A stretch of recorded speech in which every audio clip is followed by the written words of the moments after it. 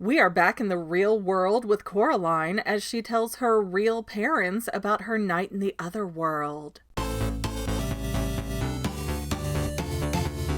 Hey guys, it's McGann, your hostess of the Fangirl, and we are obsessing more on Coraline today. But quick repeat plea, if you are so able and inclined, I have my channel memberships open and could use all the support I can get. YouTube is burying my content and hitting me with tons of copyright claims. And I'm trying my hardest to keep my head above water and not quit this channel. And if you can't do a membership, no hard feelings, but please like, subscribe, comment, share, do some or all of those free things that help give me an algorithm boost. Also, let me give appreciation to two comments that really stood out last week. Night of Lilies brought up an excellent observation that Coraline only has poison oak on one hand because Wybie shook her other hand and he was coated in mud. If that's the intention, that's an excellent detail to observe. However, my impression was that Coraline only has a rash on her left hand because that's the hand that she used to remove all the leaves from the branch. I'm not familiar with how poison oak works, but are the leaves what cause the itching rashing part or the actual stick itself? I don't know. Then Basement Vine L85 pointed out that there are 3 sets of buttons that look ruined in the Beldam's drawer. So could those be from the 3 Ghost Kids dolls or the 3 kids who have silhouettes on the dining room wall? I never thought of it that way, but that's a very good idea. Now we do see the Beldam remove the button eyes from the Sweet Ghost Girls doll, and those buttons still look fine to me, but what did the dolls before that one look like? Because I could definitely envision a lot of distress happening to those dolls as the kids get trapped in the other world. Good thinking, guys. Okay, jumping into this week's scene dissection, Coraline has fallen asleep in the other world and she has supposedly magically teleported back to the real world room. I mentioned this in the last video too, but I don't think Coraline ever went back home. For one, she never teleports any other time while in the other world. So I believe she was just put in a different section of the other world when she fell asleep. One that looked like the real world, but wasn't. And for 2, the stuff in Coraline's room has been moved since she went to bed last night. You know, the first time she went to bed before going through the tiny door. So Coraline is stretching herself awake, and the first thing she notices are the cracks in the ceiling and the water damage on the wallpaper. It's not warm and shiny and sparklingly perfect here. So as far as Coraline can tell, she has gone home and last night was all a dream. This is also the only time we'll get this vantage point of Coraline's room, so let's digest what we're seeing. There are more unusual symbols all over her faded pink wallpaper. She has her own fireplace, but there's a space heater sitting in front of it, so yes, it's reconfirmed that it is wintertime and that this house is older than central heating and cooling. And I don't know the right name for these, but the little seating bench under her window. Look at all the dings and nicks and imperfections it has. Just so many details to give us the perfect mise-en-scène here. Then Coraline notices her suitcase is open. There's a tank toy behind it that I've never noticed before, as well as a creepy looking stuffed puppy with no arms or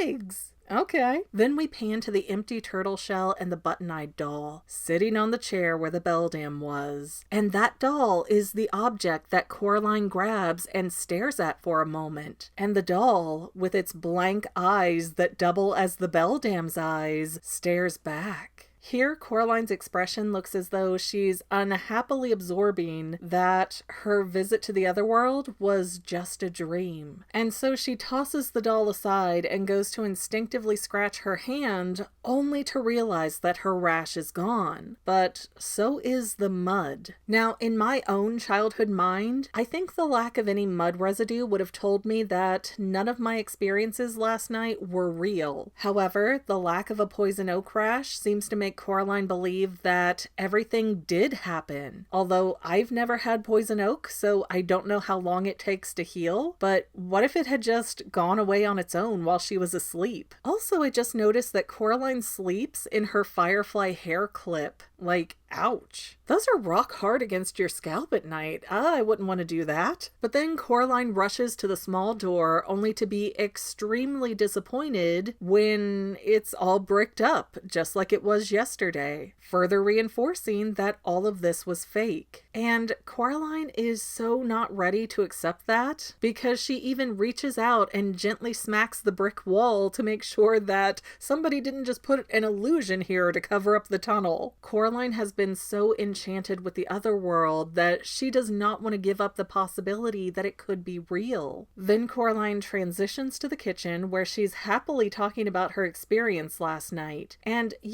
we have given Mel a lot of flack for not paying attention to Coraline yesterday while she was working. But again, have you ever tried to work from home while your kids are having a meltdown? It is not fun or easy. And I choose to believe that this scene is more in line with how Mel really is as a parent. She's working to make a humble breakfast, but she's also attempting to be checked in. She's repeating back that she had buttons for eyes in Coraline's dream, and she shows genuine concern by saying that Coraline didn't really eat all that chicken. And yeah, I know, multiple people corrected me. That was a giant chicken they were cooking and eating over the last few scenes, not a turkey. 100% my mistake. But Mel is asking Coraline to take a multivitamin if she's not going to eat breakfast. So there is care here and at least a mild attempt to be nurturing, but unfortunately, you cannot give what you do not have. And I think between work, the move, the car accident, and general life and mom stress, Mel is very worn down. Plus, she's also Charlie's editor, which makes her like his work mom too. Charlie is not demonstrated to be a great partner, it's more of a parent-child dynamic. So Mel really doesn't have anybody to lean on for any kind of help or support. Charlie is kind of flittering around doing as he pleases. Meanwhile, all the responsibility of the household and their livelihoods falls back on Mel. But come on, at least in this scene, Coraline's parents don't seem to be so extremely unlikable, right? We can at least agree on that much? Although this is all assuming that we're in the real world right now, and this isn't the beldam and the other father disguised with human eyes. Now, if we are still in the other world during this scene, that does raise a few questions. Because you would think on the surface that the beldam would want to be snippy and mean to Coraline so that she's desperate to return to the other world. But if the long game goal is to get Coraline trapped in the Limbo Pink Palace, where I believe she is right now, then acting softer to Coraline while pretending to be Mel here really makes sense too. Because the beldam wants Coraline to be trapped in the limbo realm for good. So her parents here need to seem like a decent choice by the end of everything. And just to do a fast recap for anybody confused, I believe that the other world is essentially split into two different floors, 2 stories. We have the floor where Coraline enters through the tunnel, that's the beldam's lair, and then when Coraline teleports, she's taken to the Limbo Pink Palace, which is like the second floor of the other world. So if you need to go to the first floor to get back to the real world, and Coraline locks herself on the second floor of the other world, she's effectively trapped herself forever. And the outside view has a lot of fog scrolling around the bottom of the windows, which is something that tends to happen when there's been a quick temperature change. I'm not sure what to make of that as far as a theory, but it is a beautiful animation detail. And it was not foggy when Coraline was exploring during move-in day, so I wonder if that fog is either used to cover flaws that Coraline might notice in this fake real world, or if this fog is representational of Coraline's mental state right now. She's foggy, she's confused, she doesn't quite know what's going on. Then Coraline brings her real father in on this dream, where she mentions his crazy pajamas and orange monkey slippers, to which Charlie laughs and acts a little silly, saying that his monkey slippers are blue. Similar to Mel, Charlie is in a much better mood today, and he seems to at least be trying to interact with Coraline a little more lovingly compared to the day before. It's not the hyper-focused, over-the-top attention that the other father was giving her, but it is still more than she was getting before. But wowzers, look at how dingy that stove hood is. I cannot get over all the details I keep noticing. And there's a calendar on the wall that says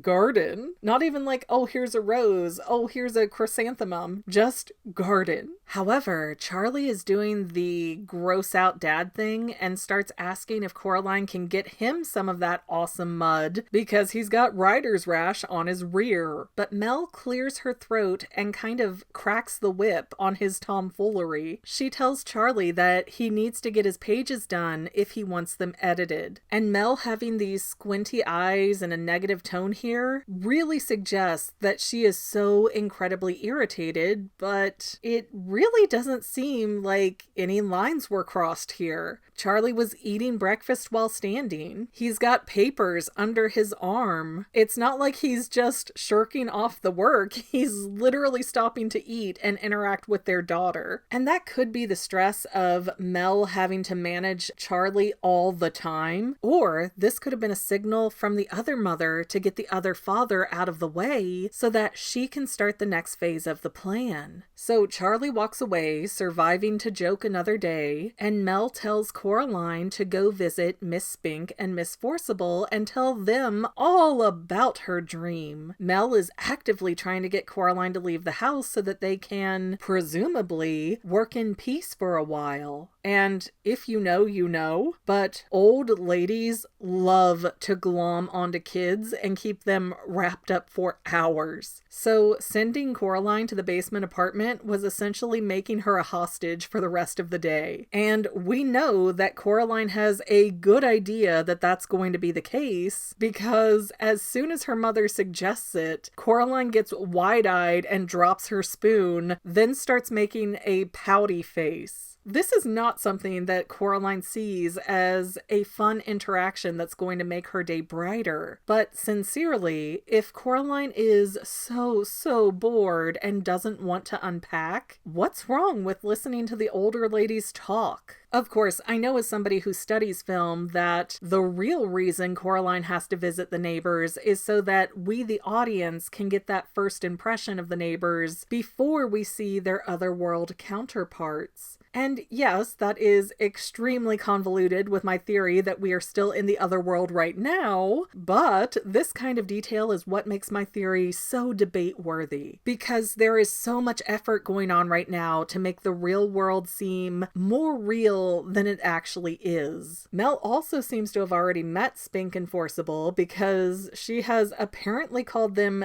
dingbats before. We also get this odd, knowing look where Mel goes, and walks out of the kitchen. So when she met Spink and Forcible before, she likely got sucked into their whole fortune-telling doom and gloom ritual that came off to Mel just as hokily and bogus as the one we'll see when Coraline goes to the basement. But seriously, these are bored old ladies who want attention as much as Coraline does. So again, seems like a good match to me. It also illustrates to us that Mel doesn't really mind if Coraline is frustrated. She just wants that kid out of the house, and the subtext of that changes a lot based on whether or not you believe that Mel is the real Mel right now or the other mother in disguise. I'm going to stop us here this week so that Mr. Bobinski gets the entire video next time. He is big and blue and he deserves it. But I'm very curious to know, do you think that Coraline teleported home to the real world? Or is she currently in the other world right now? Let me know in those comments. I might be overthinking it, but that's literally my job.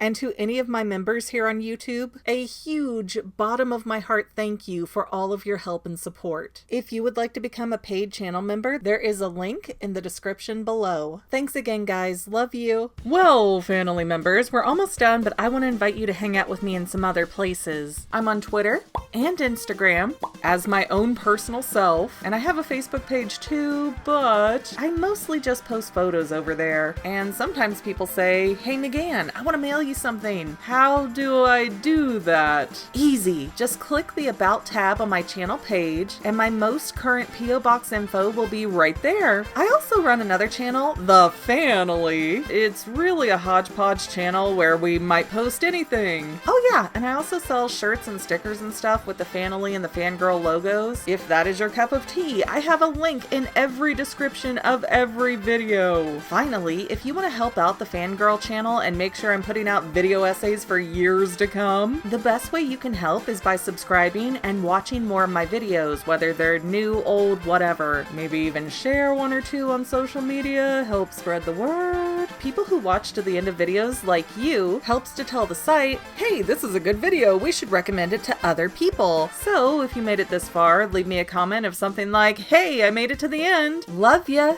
See you next time, family members. Bye.